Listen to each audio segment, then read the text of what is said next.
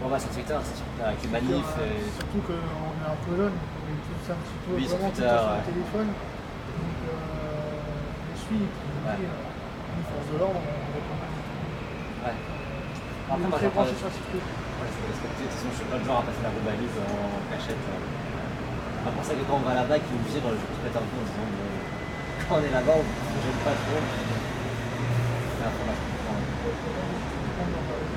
Oui, c'est ça, mais en fait, je sais pas, parfois ça monte un peu avec mes collègues, je leur dis bah, mettez une rubalise et je la passerai pas, mais quand on me dit de reculer alors qu'il n'y a pas de rubalise et de pas être dispo, ouais, c'est le réflexe avant. Quoi? Excusez-moi. Denis du Parisien, tu me reconnais pas? Ah si, on s'était croisés au Mais ouais, au Pont Neuf. Bonsoir. Bonsoir. Bon, pour l'eau là, c'est que à chaque fois que je suis dans le week-end de ferme, Ils t'ont déclenché? Comment? Ils t'ont déclenché là? Ils enfin, il dit rien de spécial. Il dit rien de spécial. Juste il me dit qu'ils ont une alerte la semaine dernière sur des RICS. Ah bon? Ouais. Et qu'ils ont mis un dispositif.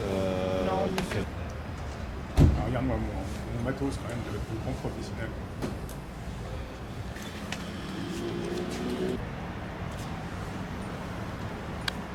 Bon, je sais pas comment je vais faire pour choper des.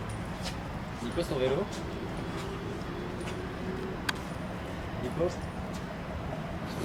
Nico. Il a pas fait c'est un petit peu tard, c'est 23h10.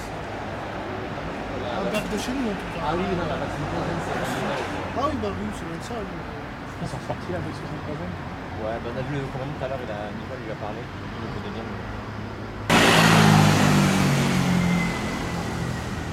Je suis venu ce soir dans le quartier parce que j'étais alerté qu'il y avait eu une agression d'un jeune de 16 ans au couteau par des individus qui ont repris le tramway.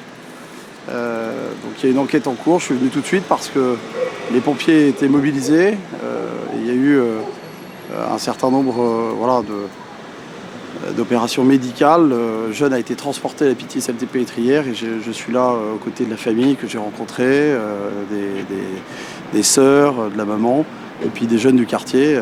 Voilà. Donc c'est un phénomène de RICS qu'on connaît dans le 17e depuis de nombreuses années. On a mis en place un système d'alerte entre les professionnels, la police, la mairie, les riverains, pour essayer de déjouer un certain nombre de RICS qui souvent sont créés sur les réseaux sociaux. On avait eu une alerte la semaine dernière et là visiblement il y a eu une agression. Il n'y a a priori pas eu d'alerte aujourd'hui. C'est un quartier qui bouge, ça fait partie de nos quartiers sur lesquels on est mobilisé. Hein. C'est un quartier populaire, c'est un quartier où il y a toujours eu des problématiques de RICS entre la porte d'Asnières, la porte de Saint-Ouen, la porte de Clignancourt. On est aux portes de Paris, à proximité de Levallois, de Clichy, de Saint-Ouen.